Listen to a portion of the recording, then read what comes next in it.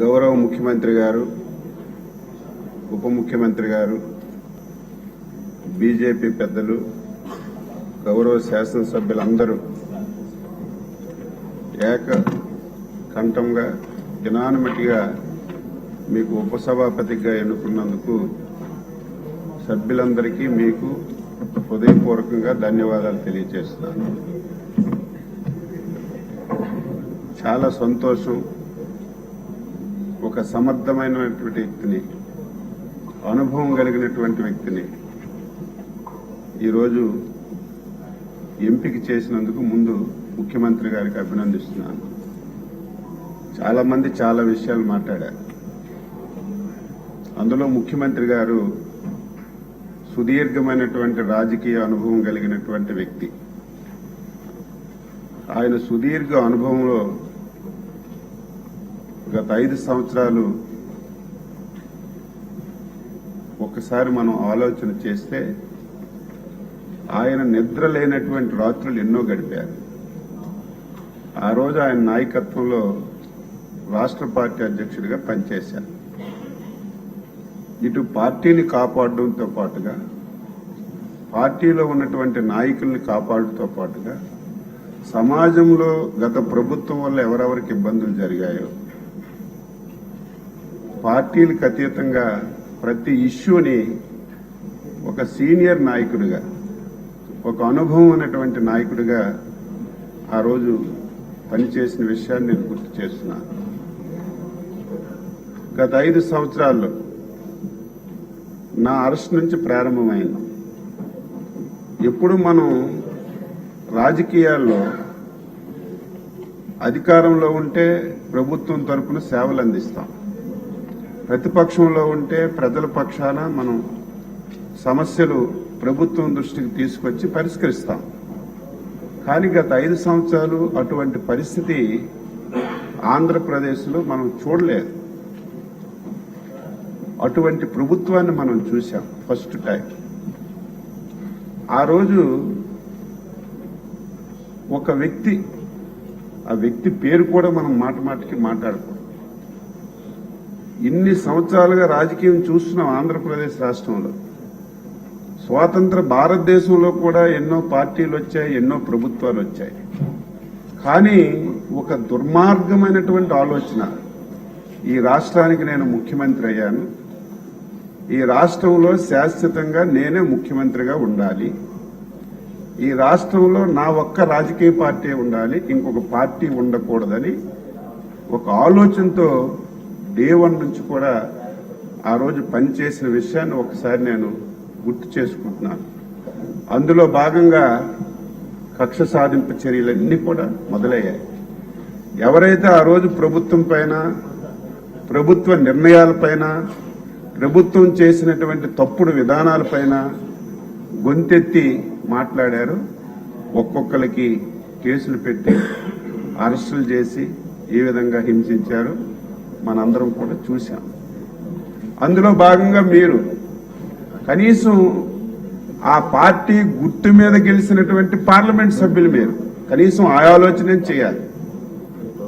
ఆ రోజు మీరు 151 స్థానాలతో ఆంధ్రప్రదేశ్ ప్రజలు గెలిపించారు. మీరు ముఖ్యమంత్రిగా చేసినటువంటి నిర్ణయాలు సరిగా లేవు, దీనివల్ల రాష్ట్రంలో అనేక ఇబ్బందులు జరుగుతున్నాయని చెప్పి మీరు ఆయన మంచి గురించి, ఆయన నడవడిక మార్చుకోవడం గురించి మీరు గొంతెత్తి మాట్లాడితే, సొంత పార్టీ ఎంపీ అని చూడకుండా మీకు ఎన్ని ఇబ్బందులు పెట్టారు అందరూ కూడా చెప్పారు.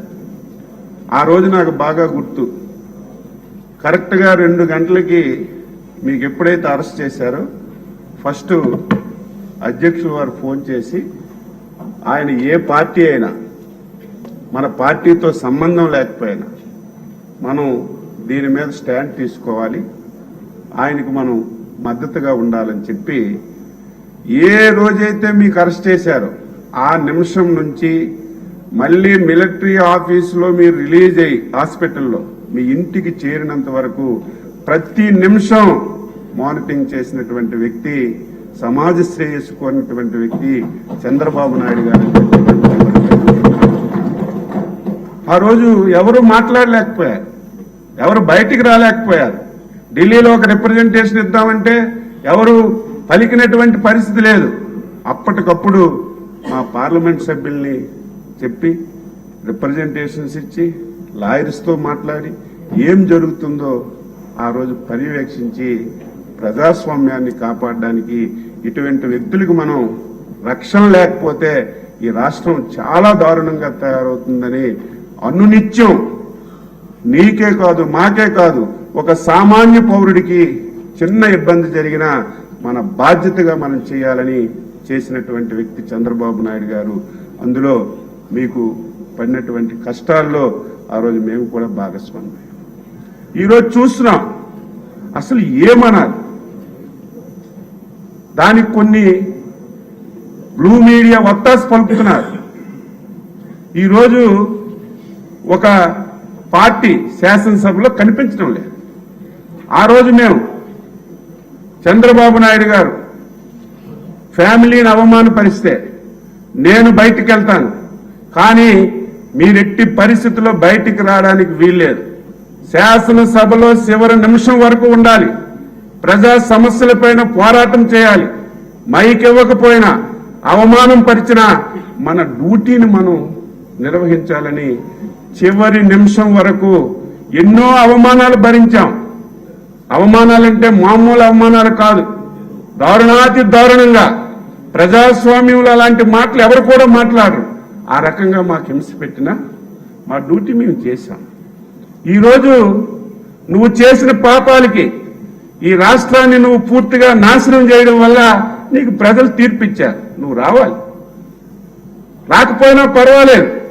దానికి అడ్డదిడ్డంగా ప్రజాస్వామ్యం అంటే అంబేద్కర్ గారు రాసినటువంటి రాజ్యాంగాన్ని దేశంలో అమలుపరుచుకుంటున్నాం.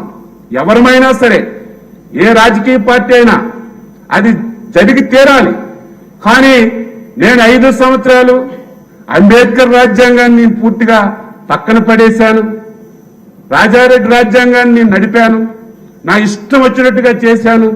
ఈరోజు అధికారం పోయినా నా రాజారెడ్డి రాజ్యాంగమే నడాలని మొండికేసుకొని కూర్చున్నా. ఎక్కడైనా ఉందా?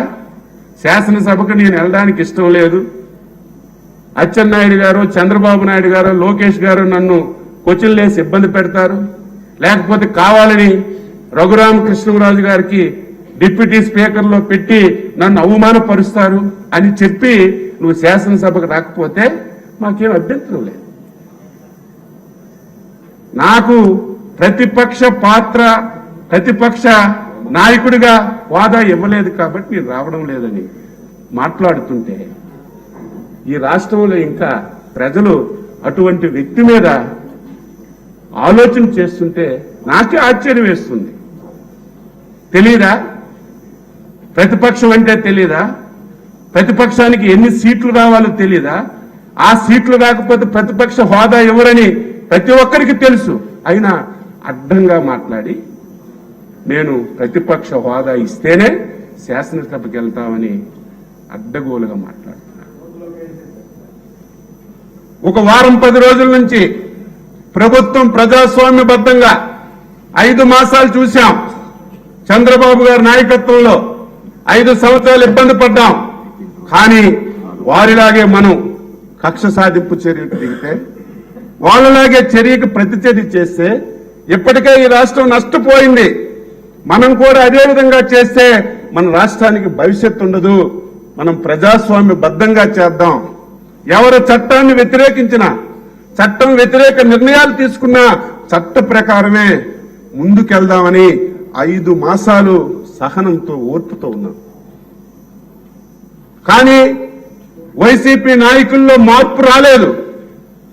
అనునిత్యం ఏ సోషల్ మీడియా చూసినా, ఎక్కడ ఎవరు మాట్లాడినా మా ముఖ్యమంత్రి గారు, ఉప ముఖ్యమంత్రి గారు, మా లోకేష్ బాబు గారికి దళిత హోంమంత్రిని చూడకుండా ఇష్టానుసారంగా బండబూతులు, వినడానికి వినలేనటువంటి మాటలతో సోషల్ మీడియాలో పోస్టులు పెడుతుంటే, ఈరోజు చట్టబద్ధంగా చర్యలు తీసుకుంటే ఏం మాట్లాడుతున్నారు? కక్ష సాధింపు చర్యలా? ఆ రోజు మేము నీ కుటుంబం మీద తప్పుడు మాట్లాడలేదు, నీ పార్టీలో ఉన్నటువంటి మహిళల మీద తప్పుడు మాట్లాడలేదు. ఆ రోజు నువ్వు ఏదైతే ప్రజా వ్యతిరేక విధాన నిర్ణయాలు తీసుకున్నావు, నీ నిర్ణయాల వల్ల ఈ రాష్ట్రానికి నష్టం జరుగుతుందో మేము మాట్లాడితే మా మీద కేసులు పెట్టాం. సోషల్ మీడియాలో ఈ పథకం వల్ల, నీ నిర్ణయం వల్ల ఈ వర్గానికి నష్టం జరుగుతుందని ఒక పోస్ట్ పెడితే అర్ధరాత్రి వచ్చి అరెస్ట్ చేశాం. నీకు దమ్ముంటే, నీకు ధైర్యం ఉంటే మేము తీసుకున్న నిర్ణయాల మీద నువ్వు ప్రశ్నించు. ఈ పథకం బాగులేదను, ఈ నిర్ణయం బాగులేదను, మేము వెల్కమ్ చేస్తాం. మంచి అయితే మంచి చెప్తాం, ఇది బాగుంటే బాగుందని చెప్తాం. కానీ దాన్ని వదిలిపెట్టి 5 మాసాలైనా సరే ఇంకా మమ్మల్ని బూతులు తిడుతూ, సోషల్ మీడియాలో ఇష్టానుసారంగా పోస్టులు పెడుతూ, రాజకీయానికి సంబంధం లేనటువంటి కుటుంబంలో ఉన్నటువంటి మహిళల మీద నీచాతి నీచంగా మాట్లాడితే దానికి చట్టం తన పని తాను చేసుకుంటూ పోతే మా మీద కేసులు పెడుతున్నారని గగ్గోలు పెడుతున్నారు. దీనికి మనం పులి స్టాప్ పెట్టాలి. ఇప్పుడే చెప్పారు, మనందరూ చర్చించాలి. ఒక రోజు అవసరమైతే టీవీల్లో చూపిద్దాం వాళ్ళు ఏవైతే పోస్టులు పెట్టారు, వాళ్ళు ఏ విధంగా మనందరినీ ఇన్సల్ట్ చేస్తున్నారు, అవమానపరుస్తున్నారు. సభ్య సమాజానికి తెలియాలి. తెలిసి ముఖ్యమంత్రి గారి నాయకత్వంలో ఒక పటిష్టమైనటువంటి చట్టం చేసి, ముఖ్యమంత్రి గారు మొదటి రోజే చెప్పారు, ఇదేదో వైసీపీ నాయకులకు కాదు, మా తెలుగుదేశం వాళ్ళైనా, జనసేన అయినా, బీజేపీ అయినా ఎవరైనా సరే మహిళలు కించపరిస్తే ఒకే విధంగా చట్టాన్ని అమలు చేస్తామని చెప్పారు. నువ్వు అలా కాదే, కక్షగట్టి ఆ రోజు మమ్మల్ని ఇబ్బంది పెట్టిన విషయాన్ని ఒక్కసారి మీ ద్వారా రాష్ట్ర ప్రజలకు గుర్తు చేస్తున్నాను. కొన్ని బ్లూ మీడియా వాళ్ళు ఆయనకి ప్రతిపక్ష హోదా ఇవ్వాలని రాస్తున్నారు. ఆయనకి చదువు సంధ్య లేకపోయినా, జ్ఞానం లేకపోయినా కనీసం మీకైనా ఉండాలి కదా.